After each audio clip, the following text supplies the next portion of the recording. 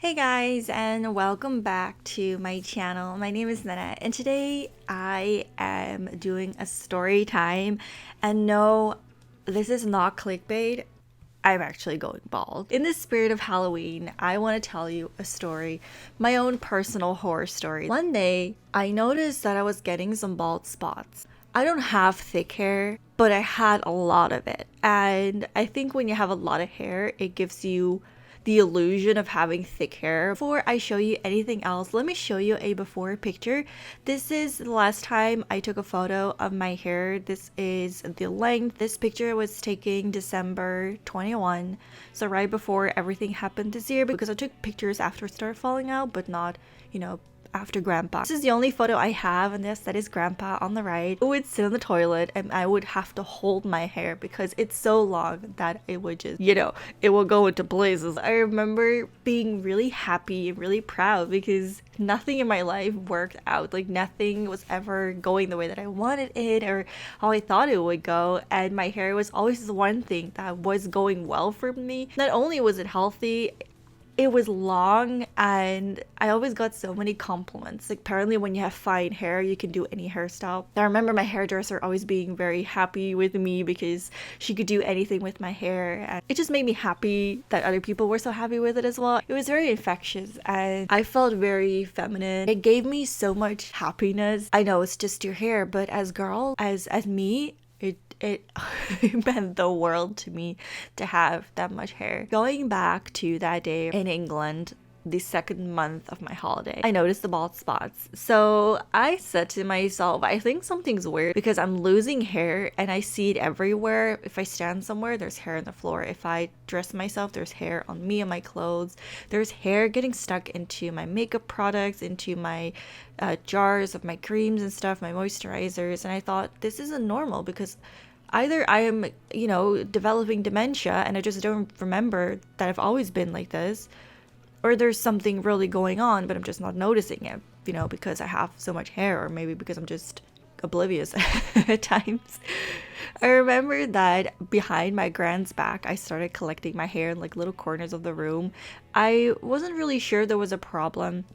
So I started to tuck it into these little boxes that I had, because since I was using up products and England has a big recycle program, I started to recycle my products in a corner of the room so I could toss them away like in one big batch. So I stuck the hair in there and hoped that she would never see it, because I felt like an idiot doing this. After a month, I started getting more bald spots on the side of my head, and they were just getting worse and bigger, and I felt like I was going crazy because when I brushed my hair the right way, you couldn't see it, but then in the morning and at night, it was so obvious. Like, you do this and this is how long it takes. You take a shower, you wash your hair, this is usually what happens afterwards. It dries this fast, it curls this fast, and everything was shortened by like half an hour.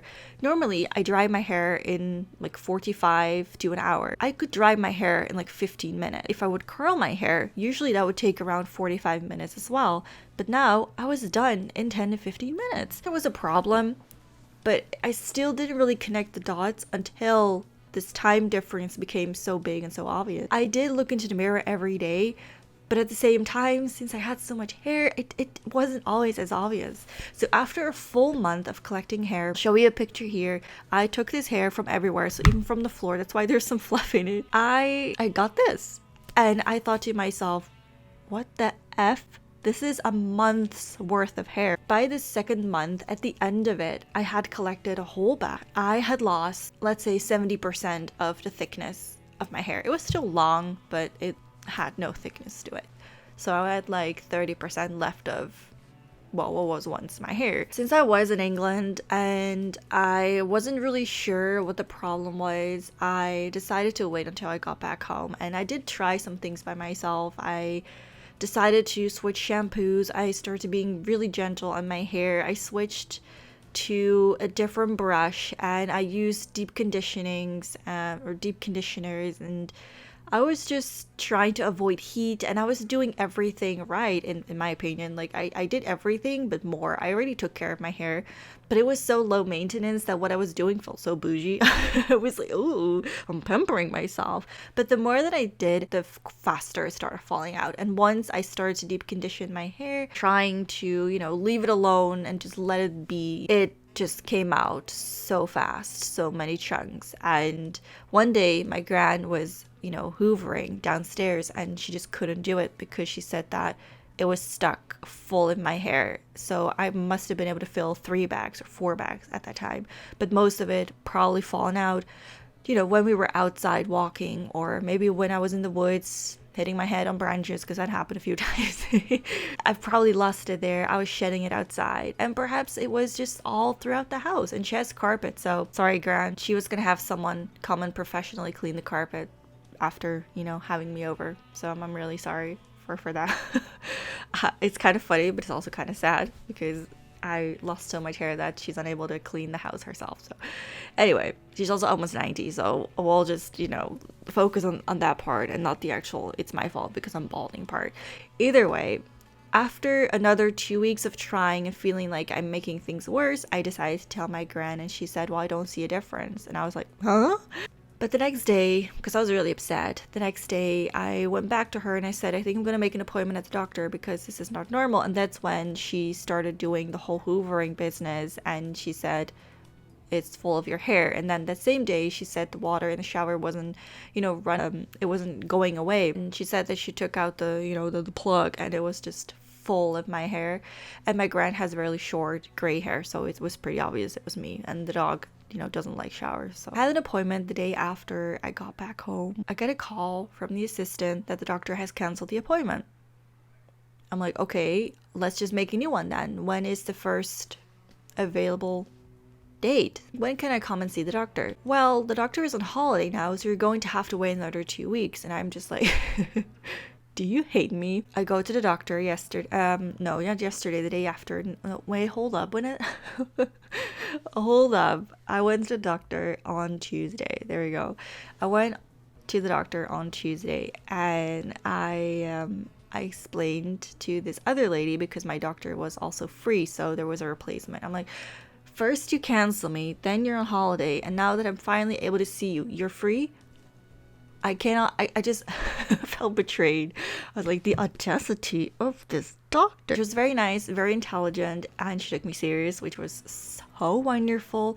I told her about my problems. I said my hair is falling out. She took a look at my head with one of these magnifying glasses. It looked kind of like a compass. Like she took a compass to my head and looked through it. And then she said, well, the good news is that I see hair, and your hair is still growing. You have itty bitty tiny baby hairs. The bad news is that your hair is so thin, and it's going to take months before this is back. Like, we're talking next year, my birthday, months. Which means that I'm probably going to lose the rest of the hair, since it's already in the progress of falling out.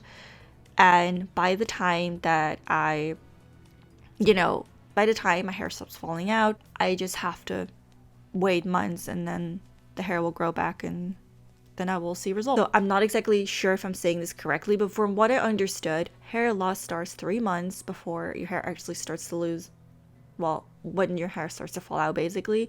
And it's going to take months before it's back to the length that it was if your hair does grow. So as far as I know, it's going to fall out, keep on falling out until there's nothing to fall out anymore. And then I just gotta wait for my hair to grow longer, which means I will be bald at one point. I'm gonna say it as it is. This is shit. I'm actually balding. I had a fringe, bangs, it grows, okay? My hair still grows. Every 2 weeks I have to get, well, I cut it myself. So every 2 weeks I have to cut it. But there's so little hair left that I have to cut like 3 strands of hair. But it's too little to actually form a fringe. I haven't showed my forehead to the world since I was 17, okay? My forehead hasn't seen the light of day. I haven't seen my forehead for the last 10 years. Girl, I don't know what's worse, the fact that I'm balding or the fact that I'm seeing my forehead. Like, it feels foreign to me. I'm like, what is this? What is it? I remember back in the day when I would always get my picture taken for like yearbooks or yearbooks, especially yearbooks, because I never really got, well, there was family vacation photos, but it was usually the school photos. So when they took it, there was like a big shiny egg-shaped circle. I mean, I guess it's just a circle. There wasn't a circle on my forehead because my forehead was so shiny, it reflected back in the cameras. I'll never forget that. And then I remember one day I said, hey, let's get a fringe. And then the people in my class were like, wow, you look a little less ugly. It looks so good on you. Thanks, I guess. I mean, I love it. Don't get me wrong. I loved it. But the fact that other people thought it looked good on me kind of helped as well. So yeah, I'm having to get used to being bald and having to get used to having a forehead again. And the funny thing is, I already look like I'm 16. I'm sorry, I'm not even trying to, like, you know how some people are like, yeah, I look so young, but then they look 50 when they're like 51. I'm sorry, I'm not even trying to brag here, but look, I look like I'm fucking 16. When I went to England, people thought I was in college. Without my hair, without my fringe, I don't know how it's possible, because fringes are supposed to make you older, younger. Actually, hold up. It's supposed to give you a more youthful look. But I feel like without it, I look even younger, so there's no helping me. I really couldn't go to the store to buy a beer before someone would ask me for my ID. You don't know what it's like to have a baby face until you go to the store and people ignore you when you're trying to pay for simple items because your mother is there and they think you're not old enough. You know, it's like, hello, I got the credit card, I got my debit card, whatever. Probably my debit, because I don't really feel a need to buy ice cream with my credit, unless I'm, unless I'm one of those people from the stories, person A goes to the store and buys like 20 watermelons. No, I pay with my debit card, but still, it doesn't matter what I pay with. If I have cash and my mom's there, they'll just completely ignore me. I don't know what it is. So, to conclude the story, now I have to get my blood done. I make an appointment online, and what does it say? I have to wait a whole week because they're all full, and I can only go there if I have an appointment. So I have to wait another week. Next Tuesday, I have to wait until 2. And then she said it's going to take a week for some of the results to come in because some of them take 4 to 5 days, and going there on Tuesday, 4 to 5 days, that means another week because they usually don't work in the weekend. I mean, unless I get a call in the weekend, but then you're fucked. You might as well just start picking out your songs because, shit ain't good. I'm gonna have to wait like 2 more weeks. So 2 more weeks of my hair falling out. I don't know. Like, the thing is, right now I'm like, oh my god, like my life is ending. Nothing else is working for me. But I know that once it's done and passed and whatever, I'll look back at it and think, there's worse things in the world. There's people starving. There's this and that and whatever. But right now it does feel kind of like the end of the world because my hair is my everything. I recently cut it a little bit. I had my mom do it for me because I can't really, make it even from the back. And she cut it. It looks a little better. I have some hair left, of course. Not bald yet. If I was bald, I'd probably show you a picture just because I think that's worth seeing and showing people. But this is like this awkward, not really bald, not really, hairy in between, which is just not a good look. But yeah, she cut it, and as I said, my hair was like all the way down to my ass, and now it's, I think, up to my waist. So much has fallen out that it also took away some of the length. So I guess whether or not I cut it or I leave it, it's going to decrease. And leave me some good wig recommendations. Honestly, girl, boy, if I am going fully bald, I'm going to commit, shave my freaking head and get a wig, because I'd rather be bald and people, well, I mean, I wouldn't like people to assume that I'm sick, but I would rather be bald and wear a hat than have like 3 pieces of hair and look like I'm just like one of those dogs that are kind of hairless, but they have a few bits of hair left. Like, I don't want to look like that. I really don't. It's what it is.